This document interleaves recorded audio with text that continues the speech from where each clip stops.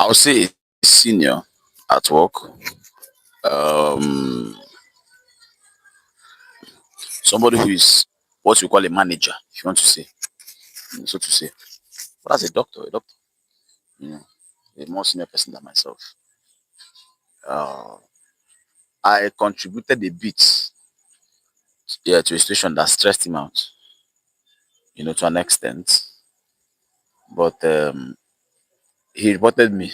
The guy chose to report me to somebody in the management. I don't want to tell the entire story. I want to bring something out of the situation.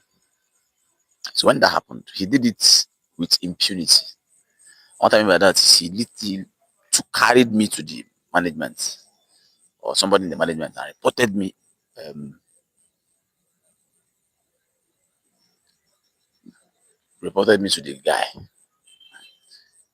and some warnings were emitted. I was warned, cautioned, if you do this again, this will happen, that will happen.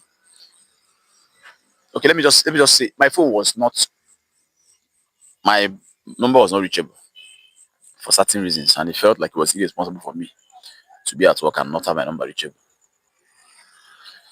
So he reported me for that. And I was thinking to myself, this guy is reporting me because he wants this 9 to 5 system we're working, you know, to work. He wants it to work. Or better said, he wants his own work to be easy. So maybe I made his work a bit difficult for him. So because of that, he had to report me so I can make his work easy. And I'm looking at these types of behavior as some of the reasons why this 9 to 5, why the concept of 9 to 5 still is human beings that make anything alive. We are the ones who decide if a business will remain or fail. It's money now. Money is the lifeline. Money is the blood the business runs on. The life literally of every business is money. So and the money we are talking about is human beings. When human beings come to a place, no, let me rephrase, not money now, sorry. Human beings coming to a place, not money. You know, the presence of human beings in a place or the presence of the activity of human beings. Let me say it like that. So, not even a human being present. The fact that a human being is interested in something, or a group of people are interested in something, or a couple of people, that is what keeps everything that is alive.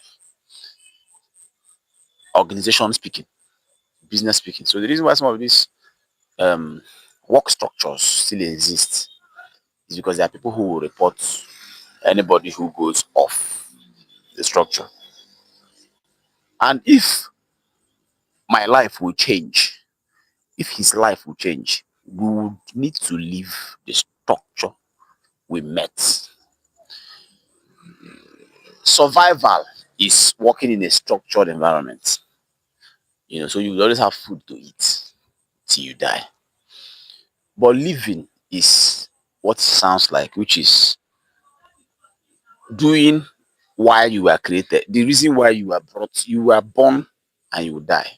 So all the activity in the middle is figure out why you were born and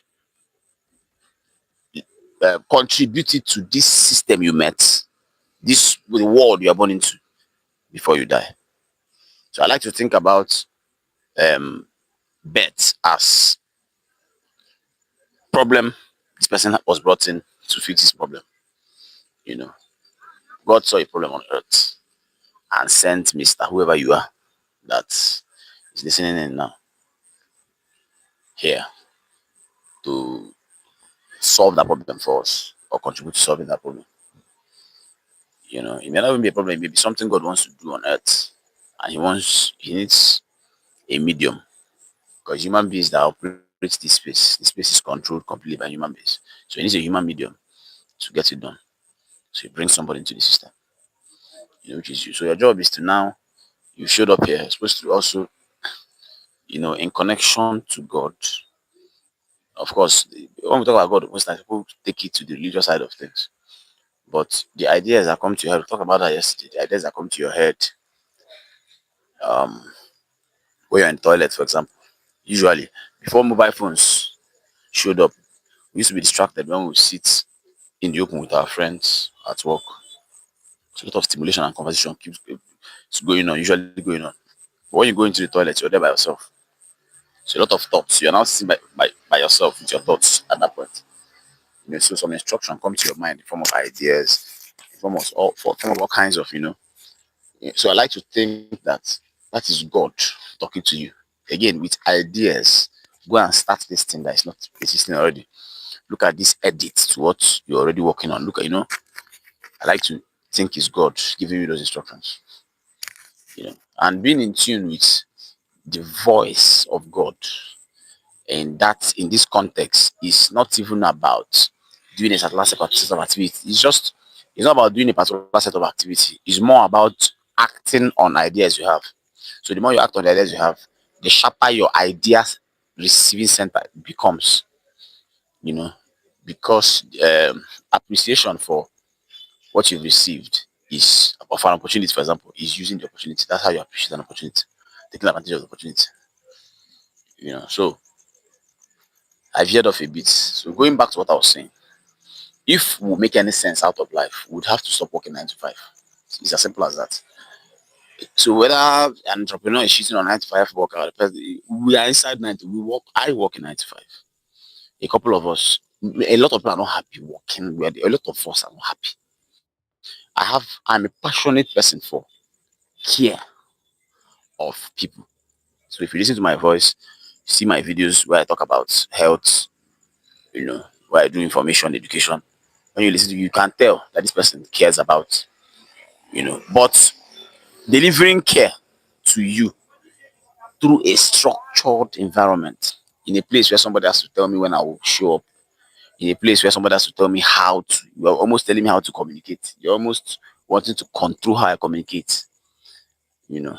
And I have a lot of knowledge about psychology and how humans process information. I understand that people are at different levels of intelligence.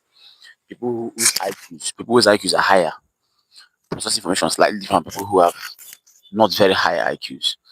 So I know how to have a conversation with somebody so I can communicate to them at the level they are and they get information. Because correct communication is when the person you're talking to understands. So if you're very stellar and very excellent with talking, but a lot of people you talk to didn't get what you said, you've not communicated.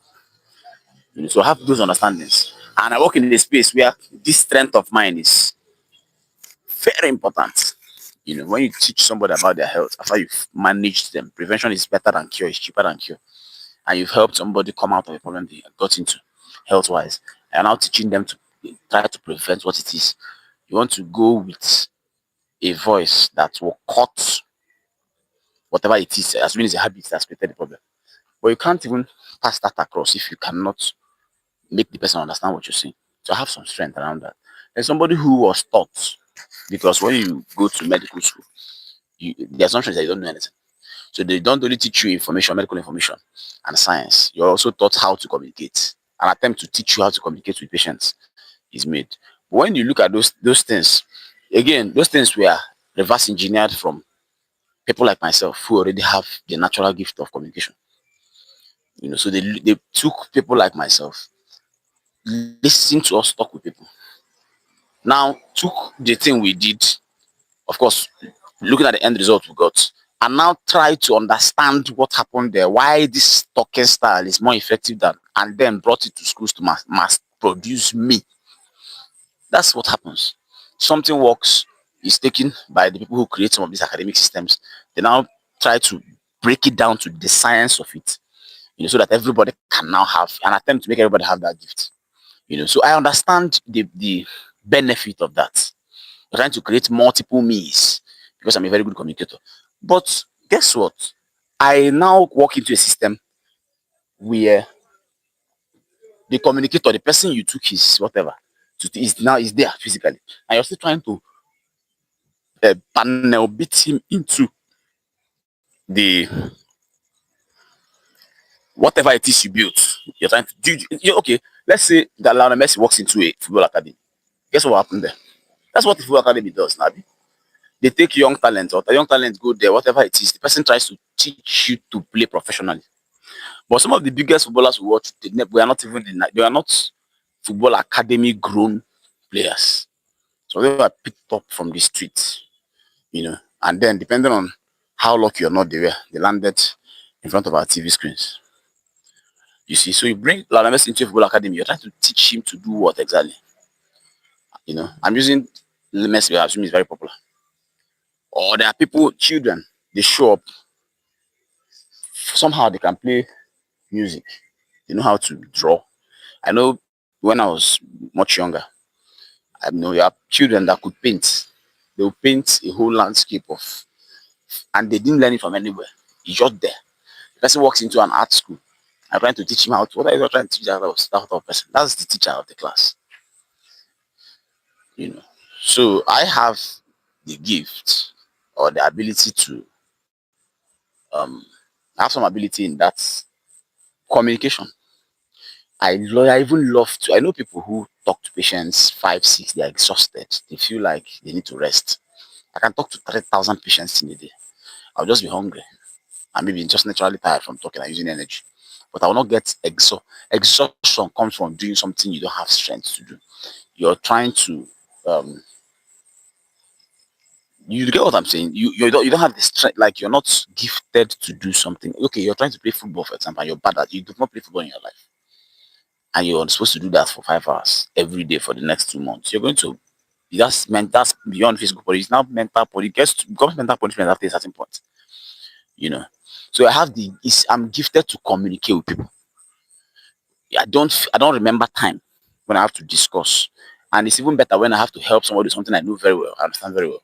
And then their eyes light up when they now know something they've not, and in the moment when they realize, wow, I've never thought about it like this. Bro, I live for those type of moments, and I get a lot of that. So somebody wants me to fit into a box so that in their opinion, I can do what I already know how to naturally better. But that's not even what I want to bring out from this video.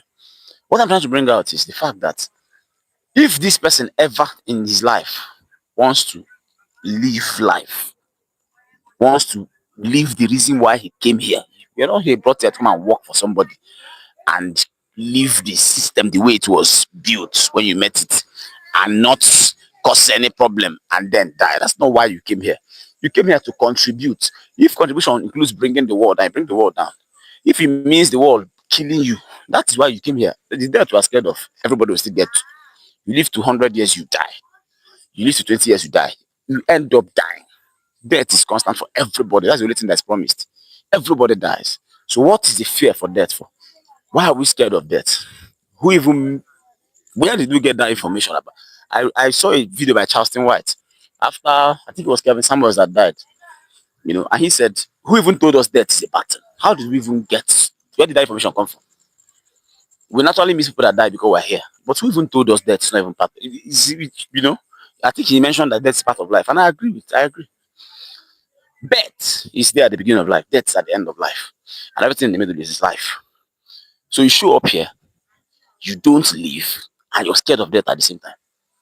You show up here, you see things that another man built, a group of people sat down and developed, and they put all kinds of stops, put a hammer on top of your head, and ask you to sit in that space like that for almost the rest of your life, and then end a pension at the end for being an obedient boy.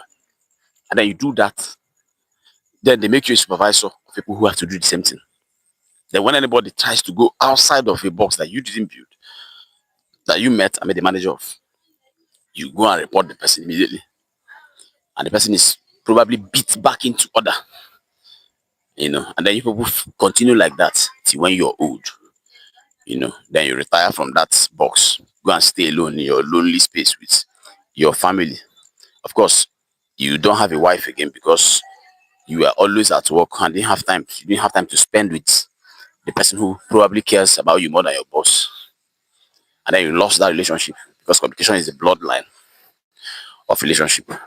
So you go back, you're now lonely with of course, the pension and gratuity they pay you, depending on where the society you live in or where you live in and what those gratuities and pensions actually um how it works in your the space where you're at. So if you live in some corrupt nations where somebody even embezzles the diamond, then you worked for nothing. But that's not even where I'm going to. Where I'm going to is, if for any reason the person gets stuck, again, that is also the source. Sorry, I have to keep veering off because some thoughts are hitting me as I'm talking. You know, a lot of us adults we struggle with mental health issues because of this same thing. You're doing something without paying attention to it. You're responding to just survival and your some instincts to have food on the table. And then you ask, please, what can I do to eat this evening? And somebody tells you to um just go here, open the gate, go inside, remove the grass on the floor, pour it in this other box, and then I'll pay you $10. I say just that, yes. Go into this gate, open it, pull the grass from the floor, pour it inside this container, then come and take $10. And then you go and do that, pull it, go and take $10. Then you do that, you're like, okay, I think I need $50. I want to get a shoe. You now pull more grass, pour it in the container more, and get more than $50, and you then buy whatever. And then you think about, okay, I think I want to build a house. You now pull much more grass. So you're working purely for the money you're making. So but now again, pulling grass and putting in a container is not even necessarily the job a human being should be doing. You know, that type of work was made for machines. But you keep doing it because you are told you will be given some money.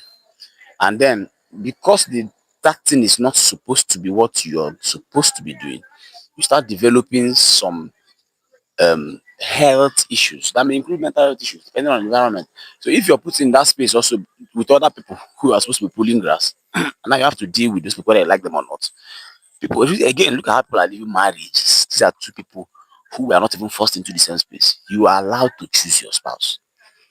You moved around the social stratosphere and saw somebody, talks to them, had time to date them, decided to marry them, and you people still decided not. You people still agreed to not continue. You're in your workspace. You're not given that privilege to choose who you work with. You're given who to work with, whether you like person or not. So it's even more toxic. See how toxic marriage relationships become to the point where people divorce and say that even when they have children together, they say they can't continue. Look how toxic that space can get. And it's a space where people create about you voluntarily. You loved the person at one point. You people even had intimacy to the point where you had sex with yourselves multiple times. You know yourselves and still decided that this is toxic and broke it off forever. That's what a divorce is. But you're working in a space every day again with somebody who you never had the time to decide whether you can work with them or not. And you have to do so. When you are in that type of space, little wonder everybody's struggling with mental health issues because you have to put up with that person whether you like it or not. You can't divorce them except you leave your job. You can't. You have to put up with that boss whether. So again, we were not designed to work in these types of spaces. But because we put ourselves in that place and we have made money our king and we look at money so much to where we are scared of losing it. So you're now supposed to not be able to feed if you don't come here every day to work with this person you don't like to work with. So when you do it long enough, you break yourself and then start having your mental health starts bleeding. You know. So you call it depression because you're not paying attention enough to what's going on to know this is what the source is. So it's giving a name depression. And it's a chemical imbalance in the brain that the chemical imbalance. When the actual thing that's going on is that you're fighting your own self without knowing. Because you're looking at something, money, and you want to get it by any means possible. Anyway, whenever a person wakes up and they decide to now go after why the reason they were born, clearly you're not born to work a 9 to 5 and die. That's not why you were born. And there's nothing wrong with the 9 to 5 in and of itself. But there's everything wrong with in an attempt to be alive, you go and do something that is robotic. You're doing a job a robot, a machine should be doing. You're opening gate and closing it. That's not why you were born. That's people show up like that to come to work. What their job is to open the gate and close the gate, and open the gate and close the gate. So when people work for certain people, what they do is open the door of the car. No, what do you call them again? You come down from the vehicle you're driving, come down, you open the whoever is and close, and you have done that since you're a young person till you became old. Professional at opening door and closing the door. Closing the door and opening the door is not something. So that's not why a person was born. That can't be why you were born, brought on earth to open door and close for another man. That can't be why. You may be born to assist somebody else. It's possible, but I don't think you are born to be opening somebody's door and closing it. But because that's a rich person, you think you're paid higher than every other person, so you choose to be opening and closing the door, and through it, and not even pay attention to the real reason why you are born. But I'm saying, if there is at any point a person decides I've had enough, it is me that you reported.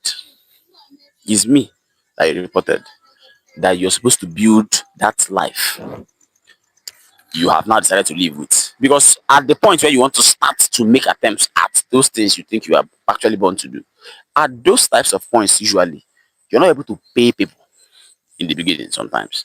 Sometimes it's relationships you start with. So if it's a business, you're starting with, help me do this. Let's come together. Let's pull resources together. You're trying to work at the lowest cost possible. And you're doing it with the same people who are at your workplace, who you probably have chemistry with, or who you may not have chemistry with. And people are supposed to work around a lot of compromise. People are supposed to understand and work with you without having to charge you so much, or not charge you at all, and hope that this thing grows so that you people can, But you were not, when before you woke up to realize that there is another side to the world. While we were working, you had the emotional strength to attack me a lot, so that the system will not fold, so that the system will not suffer.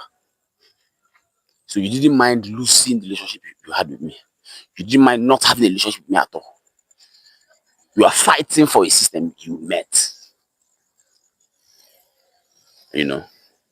So by the time you want to now attempt to build a small system for yourself and your family, you've lost most of the relationships you would have used to do that. So you build an even smaller one with only by yourself and with your blood relatives, if they have the time. But you are put in a space with 15 persons, 17 persons, and you are their supervisor, you are their orga.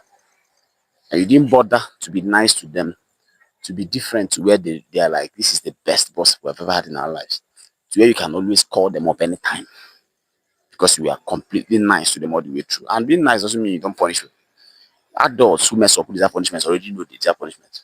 When you punish somebody that deserves punishment, they are not even upset with you. To make it better, when you don't punish somebody that deserves punishment and they know, most times they've punished themselves before you even meted the punishment out to them. They appreciate you even more. So it's not even, so what we're talking about is not don't punish anybody. What we're saying is you're conscientious enough to where you do want to be the person the MD uses to punish anybody. Because you understand that this person you're about punishing could be your business partner in the future to build an alternative system for yourself and your family. But what we do, managers, co-workers, you don't care about the person you're working with. You don't care. And that's what has made that environment very toxic. You do, and when you're about to now try to build something for yourself and your family in the future, you have to now pay with your blood because it's your siblings you bring in. You don't have any relationship that is not your blood relatives. You didn't build anyone. And you had people around you all your life. You've been outside all your life. You worked every single day of your life. You can't even call up your co-worker to do anything for you that you not pay them for. Because you don't have the compromise is currency.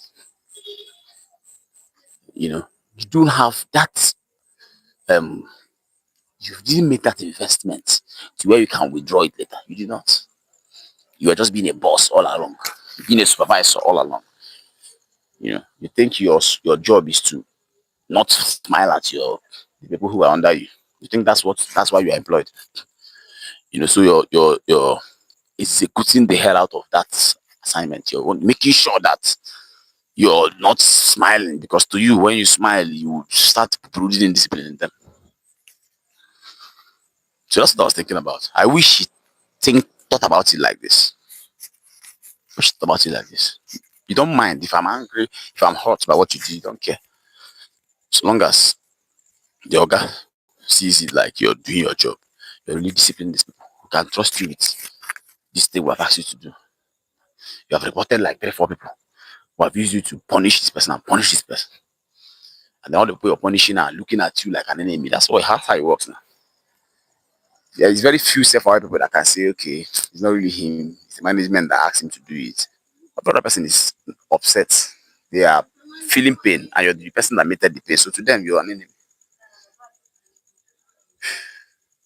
And then when it's time to do other things that are not working at your job, again, when you want to now help yourself and build a system, an alternative system that would create wealth probably for your generation. When it's time for that, you will not even bother calling your colleagues or calling those people who, because you already know you don't have anything with these people. You already know. God forbid that I meet people in my life and I can't call them up when I need help. And this is people I spend time every day. That's what we're doing now. You go by 9 in the morning and come back by 5. You claim you love your wife. How long do you spend with your wife? You claim you love your family. How long do you spend with them? Then who are the people you're spending all the time? All the time of your youth and prime with? People at your job. 9 to 5 is how many hours? 5 is just 5 hours plus 3. 8 hours. 8 hours. When you take 9 o'clock till 5 o'clock and take it away from the day, what is left? What is left is darkness. It's time to sleep. That's what's left. It's 1 hour till everywhere is dark. And once it's dark, even the not human body starts slowing down and wants to go to rest. So your active time of the day you spend with a particular group of people, and it's not your family, it's not your children. I'm talking about people who work 9 to 5. And you do this every day for years. And then when we come to the place you're working, it's toxic. It's unhealthy mentally for you. And you contributed to creating that environment and the rest of you who are in that space. And then when it's time to get help, these people, you spend time with them every day. You can't even ask them for anything. You can't ask them for anything because the kind of environment you created around that place. Let's do better. Let's do better. We are human beings. Again, I like to use this popular name. I don't know who is listening to me, where you're listening to me from India, from wherever. Wherever you're listening to me from. But everybody, a good number of people know Elon Musk. Elon Musk. That's one man. One man who is putting people in space when that's what he's designing. You go to space when you want to with Elon Musk. And he's doing, again, he has a chip. You have Alzheimer's, some of these neurogenetic diseases where you lose some of your cognition function. He downloads your brain into a chip. When you have a disease that you don't do anything to deserve the disease, it happens to you because you're genetically predisposed. Your great grandfather had it. He puts that chip back and you get back almost every ability you have until when you die. That's what one man is doing. I'm not saying there's nothing excellent about Elon Musk.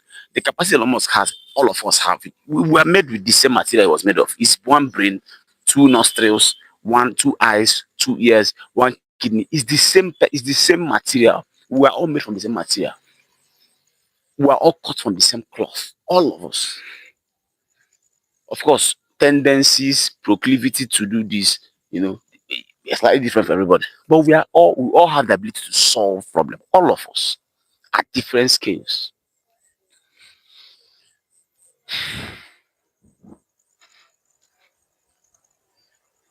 And what I did with my own is to be doing something monotonous every day. Look at the type of things we do at work now. Have a look. Have you thought about the work you do? Just look at it for what it is. What's the quality of that work you do? Somebody's a cashier, you're taking cash. You're at the cash point. People buy things, sneakers. They come, they pay you. You take. Thank you very much. The person comes. Welcome. Thank you very much. Welcome. Thank you. That's what you do from morning till night. And you're doing it for 5 years.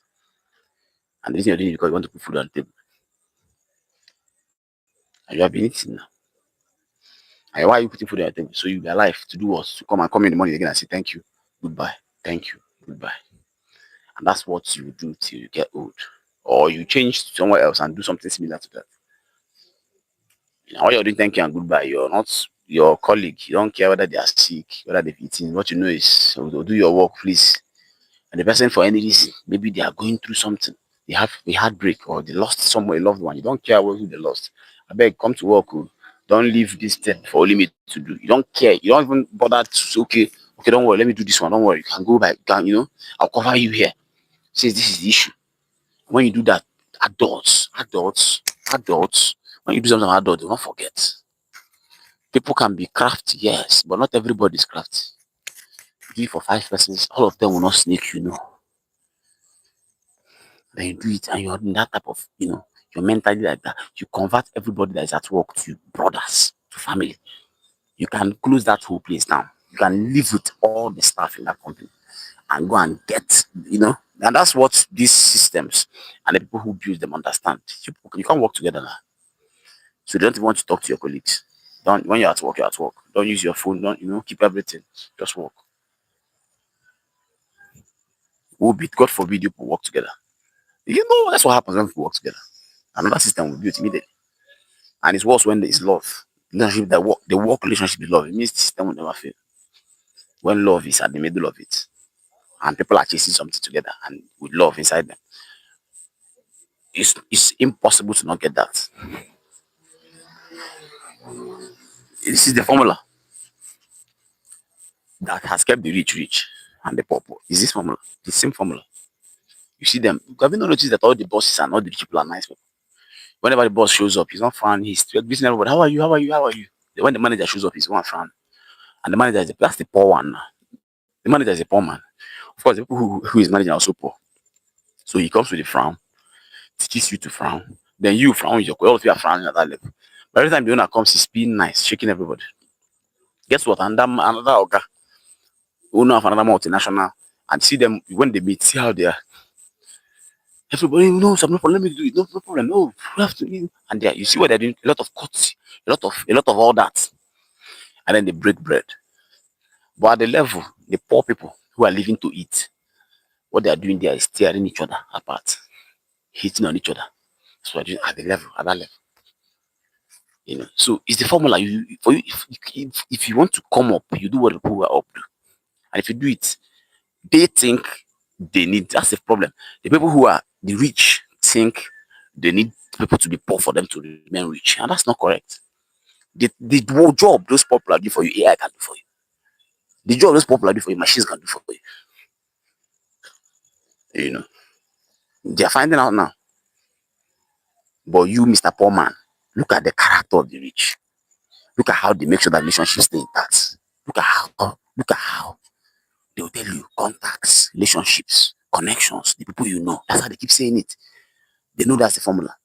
Poor man, you think money is everything. And they'll give it to you now. They know if they bring money, true. So they'll bring money. But the rich man is interested in, okay, he wants to know if this person is happy. This other partner is happy. They are thinking about the things that actually keep them where they are. They know now. They know it's one check and something that went off comes back on. They know. The poor man does not know. The poor man thinks it is all about money. If you cannot get money, there's everything you're doing doesn't make any sense. It's easy for you to report your colleague, easy for you to polish your colleague, somebody you're working, your the boss of. It's very easy for you. Don't even think you do it and you feel good because you have this complex inside you. You've carried for long. So now they've given you people to project on. So you do it so with ease and express the dark side of you over them. And then when it's time to now do something else that's not working 9 to 5, you don't even know how to approach. You don't even know how to tell those people anything.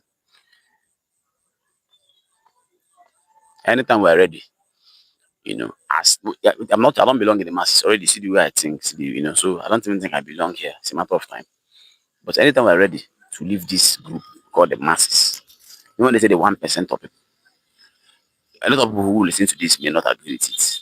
I hope you're in the 1%, you know, because again, the larger group of people, when they agree, something is probably not wrong with that message. Yes, it's when the message is a bit, then you know that's the message that's 1%. 1%, how many? That's very few people.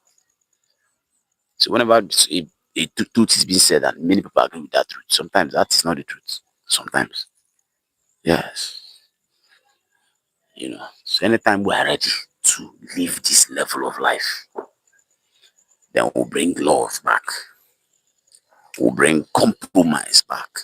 Will bring, and I mean by compromise, I mean you're disciplined, but there's humanity in the discipline.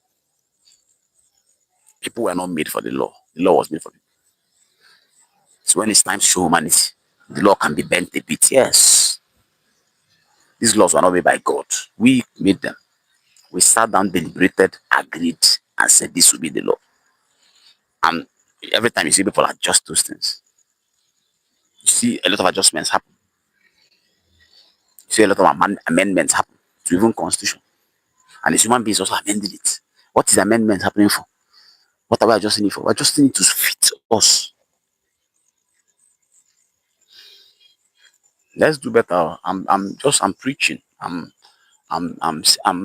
if I start the conversation that leads to the conversation that leads to us improving, that would be a good one. Just saying, let's do better. Let's do better. If we all come together, all of us, if we all come together, of course, we'll be unstoppable. As in, what else is available? Before these machines become organized, yes, their machines can go to the point where they will overwhelm one beast. It's possible. But before that happens, if we come together, guess who controls the machine? It's human beings now. Now they're trying to build machines that can control themselves. That's the artificial intelligence and the what's this other one that is higher than the natural language computing. That's the other one. I forgot what they call it. They're trying to develop all that. You know, AGI, is that what they call it? AGI. You know, before they get to that level, the person who is even developing is a human, and then another human, and then another human, and a group of human beings come together, and the string that attaches all of us, the gel that puts all of us together is love. We will get everything we wish before we even want to do. Just wishing it's done. It's done. And you know the power of love. You know how powerful love is.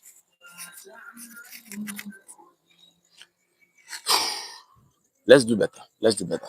For our generation's sake. You want to create generational wealth. You dealing with your family members. So it's good.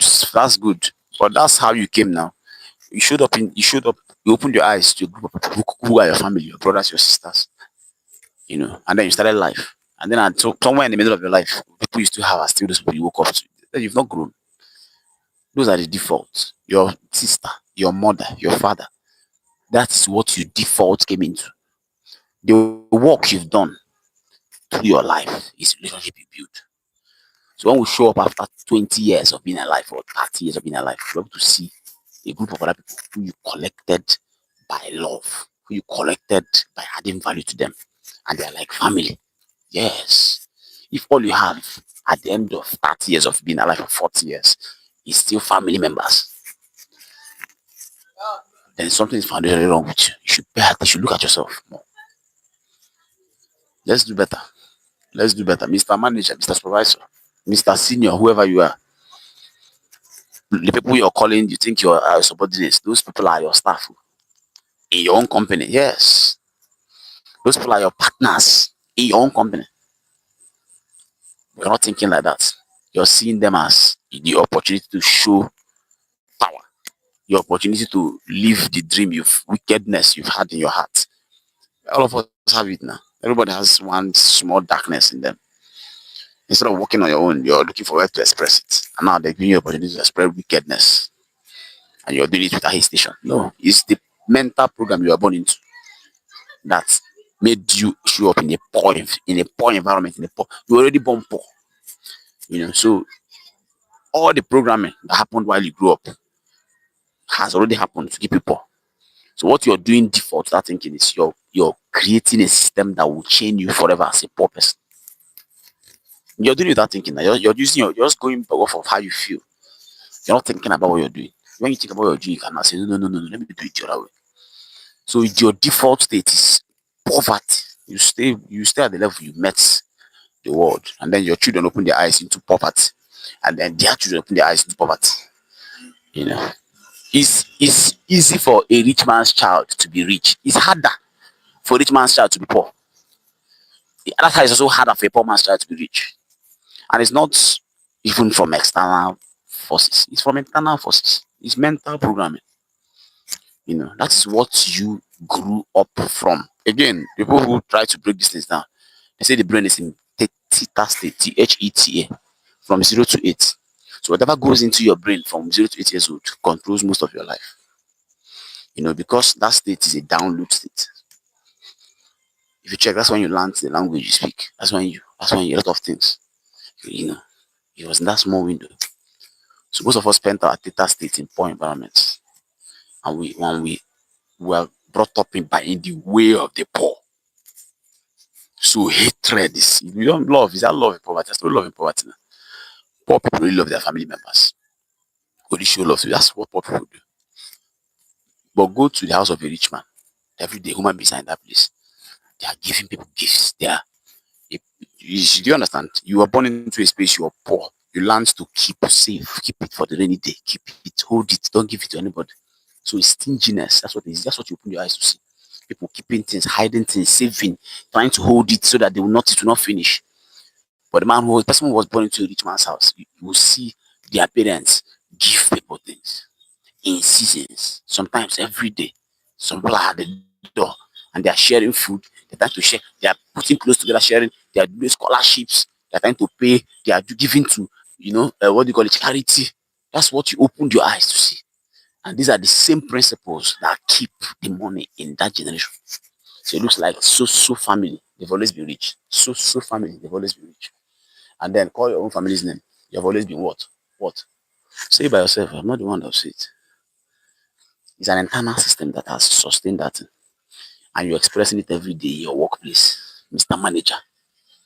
You want to know the system that kept you poor, that brought you to where the system that created the environment you were born in. It's what you're doing now. And you didn't learn it anywhere.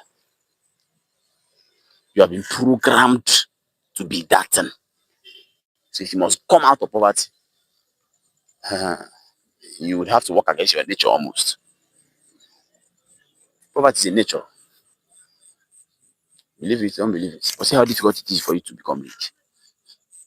That's how difficult it is for somebody to go out of their nature. It's like trying to swim faster than a fish. You're not a fish by nature. So it's very difficult. You may end up getting it if you're disciplined enough and you practice long enough. It may be possible. But look at how much effort to take you. That's the same way. It's very difficult for a rich man's child to become poor. Very difficult. Even when they are wasteful, you know, the principles they know without learning keep them afloat almost every time. So food for thought.